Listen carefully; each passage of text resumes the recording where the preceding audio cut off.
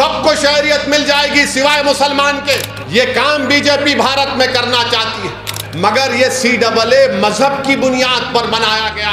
तो NPR कहेगा कि लाओ कागज लाओ, अपने दादा का बर्थ सर्टिफिकेट दिखाओ। मेरे अजीज दोस्तों और बुजुर्गों, CAA के कानून के रूल्स बनाए जाने का बीजेपी कह रही है। मैं फिर से कह रहा हूं, CAA बनेगा तो ये आज बीजेपी ऐसे दुमछल्लों को तैयार करी है, इन चमचों को जो टोपियां पहनकर आकर बोल रहे नहीं CAA से कुछ नहीं होता। दीवाने, तू जमीर बेच सकता है बीजेपी RSS की चौखट पर, मर तो सच्चाई को नहीं छुपा सकता। CAA को देखना है तो NPR के जरिए देखना पड़ेगा, और CAA होगा तो NPR कहेगा कि लाओ कागज लाओ, अपने दादा का बर्थ सर्टिफिकेट दिखाओ। जो नहीं दिखाएगा डाउटफुल लिस्ट में उसको डाल दिया जाएगा। और सबसे ज्यादा तकलीफ होगी भारत में मुसलमानों को, दलितों को, आदिवासियों को।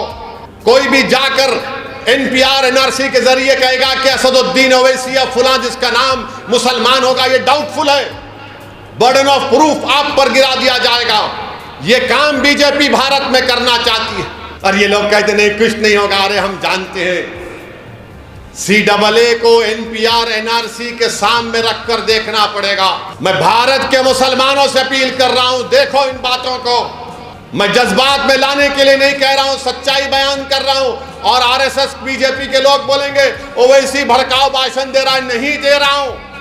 ओवैसी बांग्लादेश, पाकिस्तान और अफगानिस्तान के सिखों को सिटीजनशिप नहीं देने की बात कर रहा है, नहीं कह रहा हूं। दो उनको कानून है, मगर ये CAA मजहब की बुनियाद पर बनाया गया।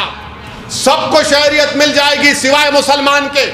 इसीलिए मैं कह रहा हूं आपको चौकन्ना रहना पड़ेगा। इसीलिए आपसे कह रहा हूं कि मजलिस से मुखालिफत, ये मुखालिफिन यही करना चाहते हैं कि CAA आ जाए।